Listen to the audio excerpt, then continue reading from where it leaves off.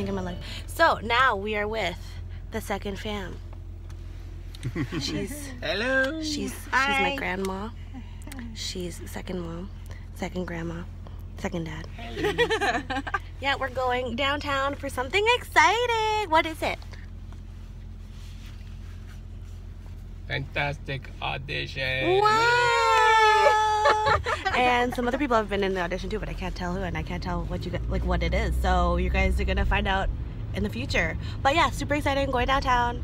How you guys feel? What are you guys gonna do while we're busy? Bead store. Jingle bells, jingle all the way. It's not Christmas. Christmas is over. It is to ride in the winter sleigh. Hey! Hey guys! So, we are not at the audition area because I was just sitting. I was opening up emails just to do some last minute checks before we left to go to the place where the auditions were. And then I saw that someone had emailed me, a certain agent, and that certain agent said, oh, if you're not this certain ethnicity, you shouldn't come in for the audition. And I was like, oh, I didn't know that. Thank you for letting me know. And then, yeah, she just told me don't come in. So I was like, okay, that's fine, I won't come in. So spent all yesterday preparing this one, recording me so many takes. No. So many takes. That was like 6. 8 at least. It was so many takes. It was 6. And all for nothing. Not true. Not true. Because you got the experience of what it is to, like, you didn't get to go right into the audition, but you did get the experience of what it is to audition and how it is to be a film actor. So, there's nothing bad about this experience, but it was just very frustrating that you had to prepare so much and you didn't get that reward, that payoff of getting to, like, yeah, you earned say all those something. lines. Ugh. And I can't even, like, show you guys what I did prepare because non-disclosure. It's non-disclosure. And I have my friend there. The whole mood of 2019. I'm with the famous Yuza Javid. She treated herself to a fancy Aritzia scarf. It's not fancy, it's just practical. Hey, it's fancy, and you saved a lot. I saved a lot, and you can wear it with a lot of stuff, and people have told me red is my color. And if I'm ever not wearing a jacket that's appropriate for TV, I can just put this over because it's red. So it's an investment towards my future. Stop judging me. I know I have a large credit. We're not talking about No that. one's not judging you.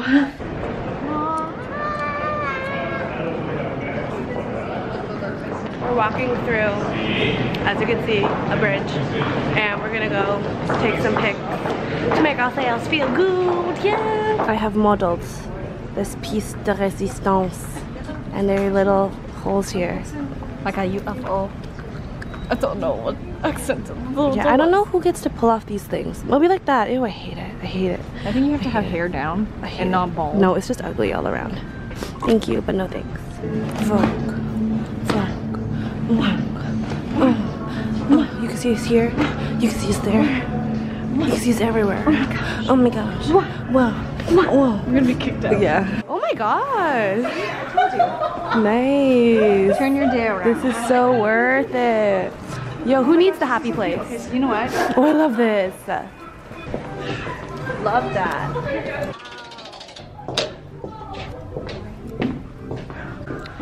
Oh, it's cute. So cute.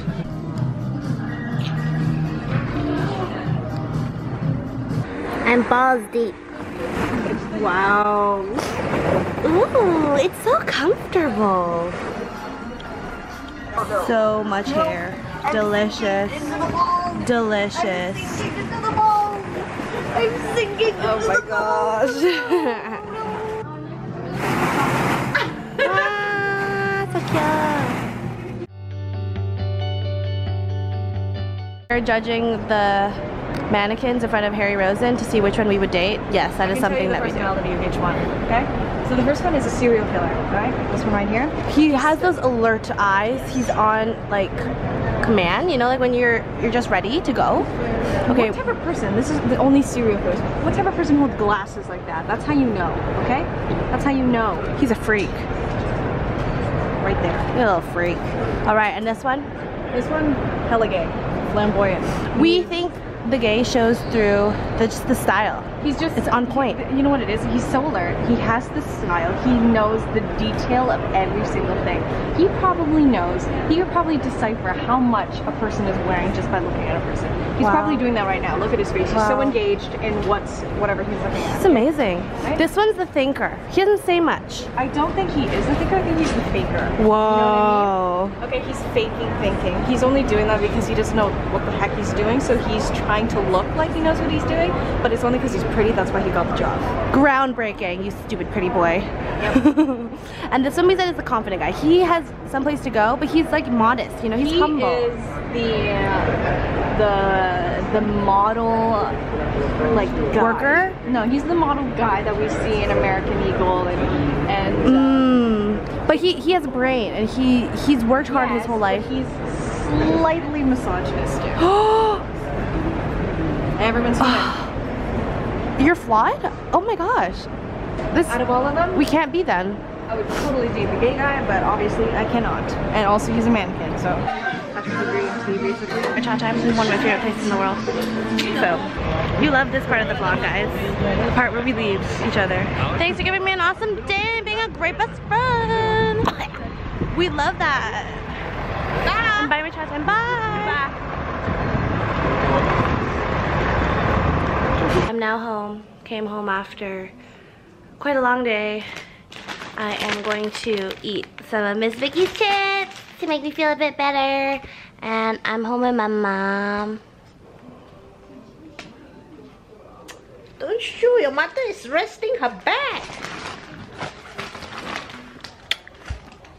So sad. Why? I was all ready to go. The Tamakis drove me down all the way downtown to get me ready. Mika brought like this whole and was gonna dress me for this audition. I didn't expect to not even be able to do the audition. I thought like that at least I'd do the audition and then they'd be like, oh no, we just want you as a background, and I'd be like, okay, that's fine. But I didn't even get to do the audition, so. But next time when the agent, they will find a Chinese girl, then they will remember there's this girl. I'm Malaysian, Indonesian, and Chinese, so I should be doing 3 things. And I got my slate all ready too.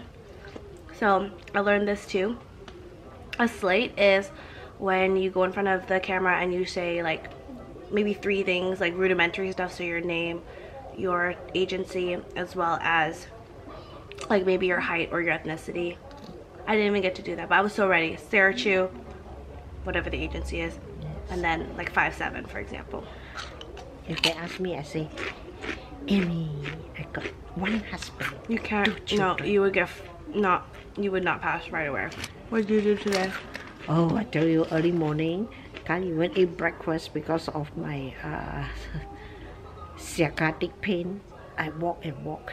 Did some housework. What is my housework? My housework is to sweep the floor, clean up, unload dishes, because I thought Sarah will come back very late tonight, so I unload dishes for her. I soak vegetables, and then I cook rice, so we pray and encourage one another. Then we talk about life, then we laugh, then after that eat. My mom is the kind of person like, you ask her one thing, she will tell you 10 things you never asked for. And then I start to put moisturizer on my face. Okay, thank you, that's enough. Bye. Okay, so yeah, I'm home, and I bet y'all are wondering, how do you really feel, Sarah? Or maybe you're not. I don't know, but I want to talk about how I'm feeling, so I'll tell you a bit more about my day. I woke up early. I actually woke up in the middle of the night going over the lines, just making sure I had them. And then I went back to sleep, and then I woke up, and then I was told to look like a certain ethnicity, so I spent a lot of time putting on my makeup, like making it really natural looking. I don't know if you can tell, but I don't really look like I have a lot on my face, and I don't.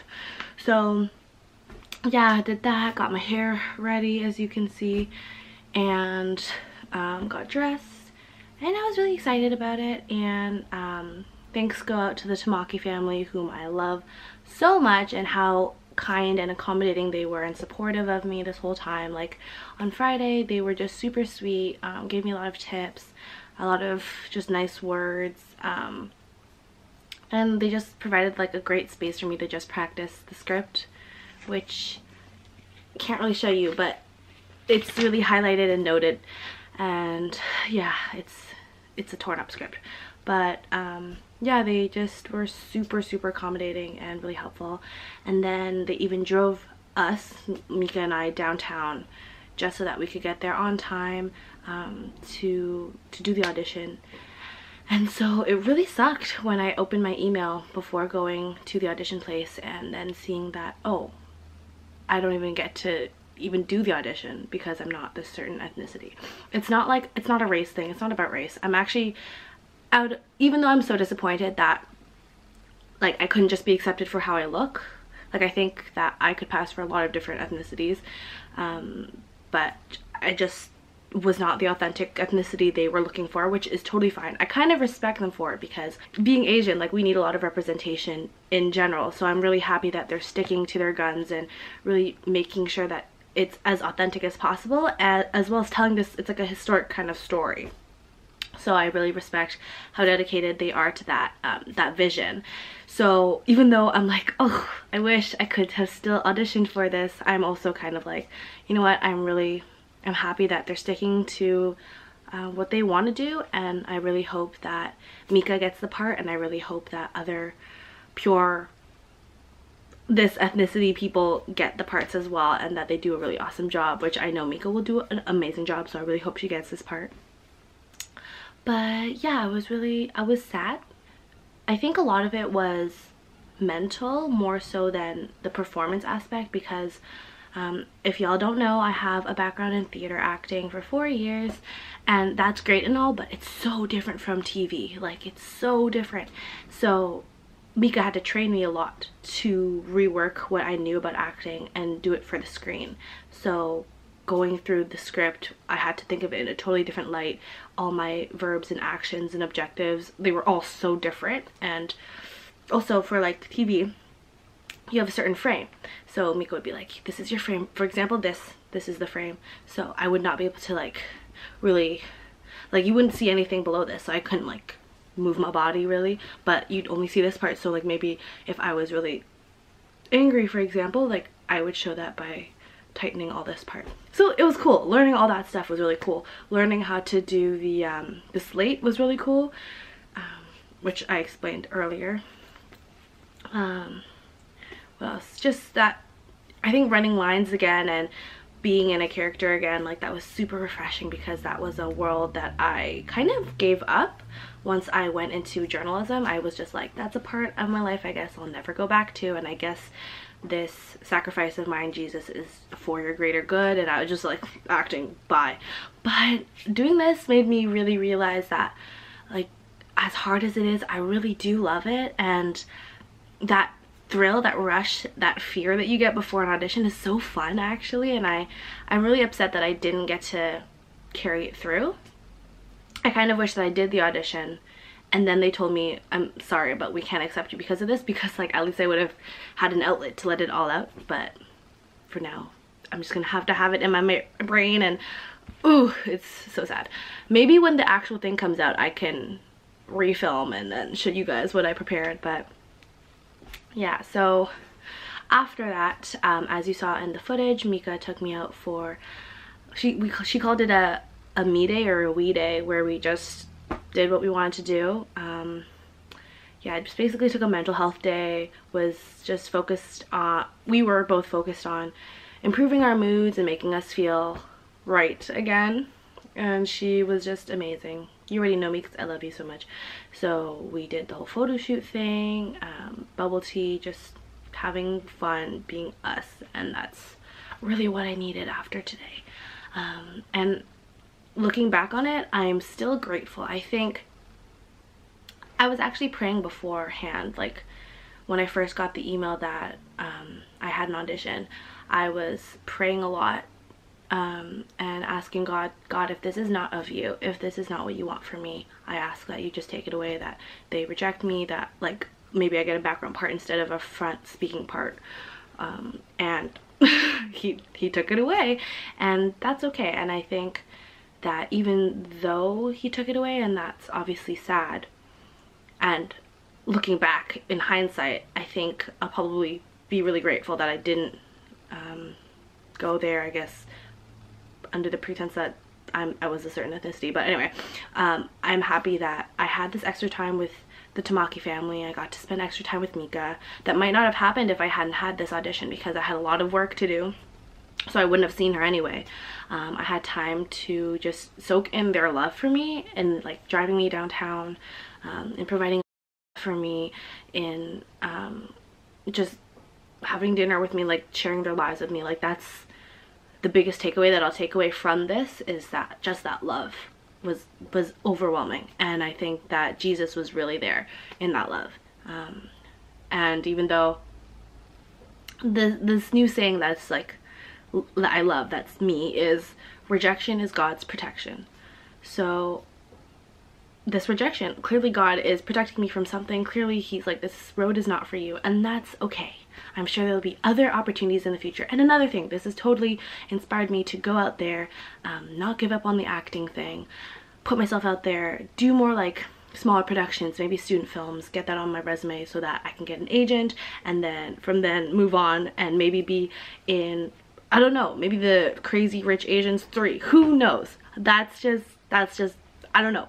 I'm just inspired. I'm bubbly, I'm dreamy, and that's awesome. And I think a lot of it too was just to boost my own self-confidence, because, you know, it's been a while since, it's been like, what, 3 years since I acted, and that's a long time to be away from the stage and to be away from performing and just embodying character. And I was kind of scared at the beginning. I really didn't think I could do it because it's been so long, and I had a lot of self-doubt. But after this, I think I trust my acting instincts a bit more, and I just think I can do it next time. Like, next time I have an audition, I will put in the same amount of effort and it might work out better. Yeah, I'm just happy that I proved to myself that I could be good enough to at least audition, even if I didn't, and that I have amazing friends and family who are there by my side no matter what happens. And of course, God, who is sovereign in every circumstance. So praise God that he has my life in his hands, and I do not have to have my own life in my own hands. You know what I'm saying? You know what I'm saying? So yeah, that was my really long rant about this, but I hope you guys are well. Thank you so much for following this. Subscribe, like, comment down below. Any times that you've had rejection that actually turned out to be God's protection, or maybe you're going through the rejection right now and you don't see God's protection, but I assure you, it's there. He's there. So yeah, let me know. Thank you for following me around. Thank you for stalking me via YouTube. I love you guys very much, and I will see you in the next video. Have a great day. Bye.